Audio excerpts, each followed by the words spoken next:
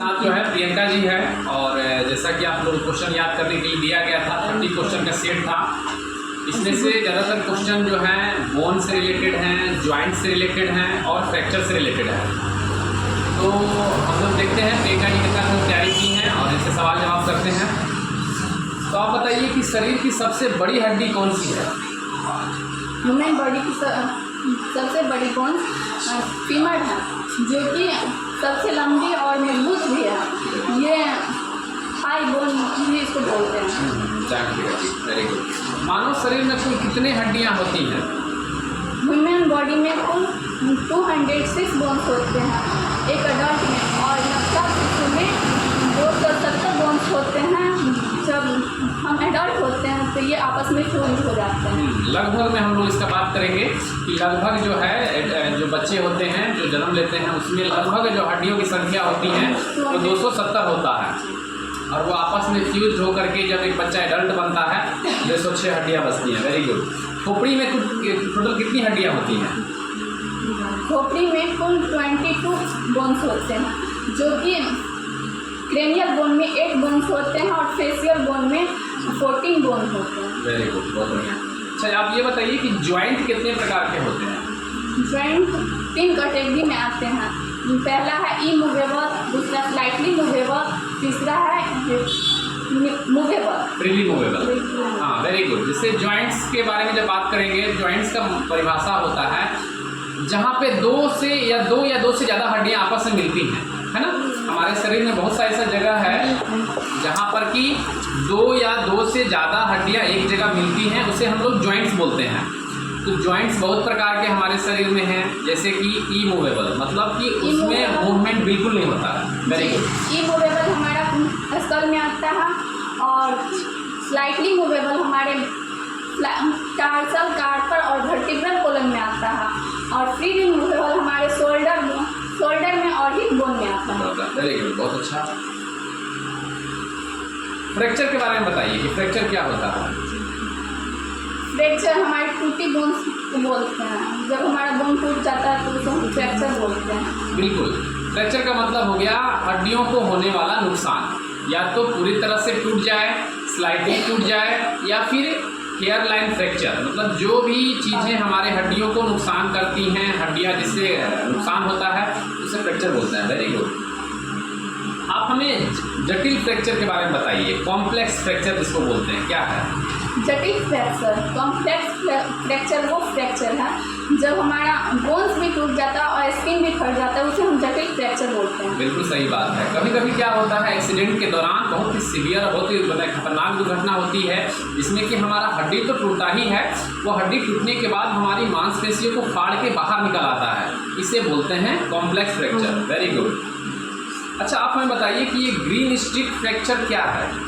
Green strip fracture ये नवजात शिशु में पाया जाता है। जब कोई भी जैसे हरी करची को जो तोड़ते हैं तो वो मुड़ जाता है या हल्का टूटता है, ऐसे ही हमारे नवजात शिशु के साथ भी होता है बोन के साथ। बिल्कुल सही बताया इन्होंने। जो हड्डियाँ होती हैं छोटे बच्चों में, उनकी हड्डियों में लचीलापन ज़्यादा होता है, तो वो टूटने से पहले क्या होता है, बैंड होता है और टूट जाता है हड्डी, तो उसी को हम लोग ग्रीन स्ट्रिप फ्रैक्चर बोलते हैं। Very good. आप हमें बताइए कि स्पाइनल कॉर्ड में कुल कितने वर्टिब्रल हैं? स्पाइनल कॉर्ड में कुल 33 बोन्स होते हैं, जिसमें हमको 5 टाइप में बांट दिए हैं। पहला है सर्वाइकल, जो कि 7 बोन होते हैं सर्वाइकल में। थैरोसिक, दूसरा थैरोसिक होते हैं जिसमें 12 बोन होते हैं, और तीसरा लुम्बर है। लुम्बर में हमारा 5 बोन होते हैं, और सेक्रम हमारा 5 फ्यूज बोन होके 1 बोन बनता है, और फोकस हमारा 4 फ्यूज बोन होके 1 बोन बनता है। Very good. अच्छा, ये बताइए किसी व्यक्ति को अगर फ्रैक्चर हुआ है, इसके पुष्टि के लिए हम लोग क्या करेंगे? फ्रैक्चर की पुष्टि के लिए हम एक्सरे करवाएंगे। बिल्कुल। बिना एक्सरे के हम लोग नहीं बता पाएंगे कि फ्रैक्चर कहाँ है, किस तरह का है, तो फ्रैक्चर को डायग्नोस करने के लिए x-ray is most important. Very good. जो डॉक्टर हड्डियों के होते हैं उनको हम लोग क्या बोलते हैं, वो क्या कहलाते हैं? ऑर्थोराइटिस नहीं, ऑर्थोपेडिक। ऑर्थोपेडिक डॉक्टर होते हैं जो कि हड्डियों के डॉक्टर होते हैं। वेरी गुड, कोई बात नहीं। अच्छा, प्लास्टर ऑफ पेरिस का उपयोग बताइए। प्लास्टर ऑफ पेरिस का क्या उपयोग है? हमारा बोन्स जब टूट जाता है उसको जोड़ने के लिए किया जाता है, स्थिर करने के लिए। हाँ बिल्कुल, जोड़ना, देखिए हड्डियों का जुड़ना आपस में वो एक हमारा बायोलॉजिकल प्रोसेस है, हमारे शरीर में स्वतः होता है। जब हड्डियाँ टूट के अलग हो जाती हैं तो ऑस्टिफिकेशन एक प्रोसेस है जिसके माध्यम से हड्डियाँ जुड़ती हैं। मगर हड्डियों का जो जगह है, अगर वो सही जगह पे आकर के अस्थिर हो जाएंगी तो वो अच्छे से जुड़ पाएंगी। बात समझ रहे ना? हड्डियाँ जो कि एक हमारा कंटिन्यूअस स्ट्रक्चर होता है, एक सीधा स्ट्रक्चर होता है, और वो अगर अपने सही जगह पे नहीं है और अस्थिर नहीं है तो जुड़ने में दिक्कत आए। कभी कभी आपने सुना होगा किन्हीं किन्हीं का हाथ या पैर फ्रैक्चर हो गया, अच्छे से उसको प्लास्टर नहीं किया गया तो ज्वाइंट तो हुआ, हड्डियाँ तो आपस में ज्वाइंट होंगी ही, लेकिन वो बेढंगा लगने लगा, हड्डियाँ इधर उधर आकर के जुड़ गई। तो ये क्या करता है प्लास्टर ऑफ पेरिस? पहले हम हड्डियों को एक समान बराबर में बैठा देते हैं और उसको जब प्लास्टर ऑफ पेरिस लगा देते हैं तो वो ठोस होकर के हड्डियों को अस्थिर कर देता है, रेस्ट कर देता है, जिससे कि वो आसानी से जुड़ पाते हैं। Very good. आप हमें बताइए कि मांसपेशियों और हड्डियों को जोड़ने की जो संरचना होती है उसको क्या बोलते हैं? मांसपेशियों और बोन्स को जोड़ने की संरचना को हम टेंडन बोलते हैं। वेरी गुड, बहुत अच्छा। हड्डियों को आपस में कौन जोड़ता है?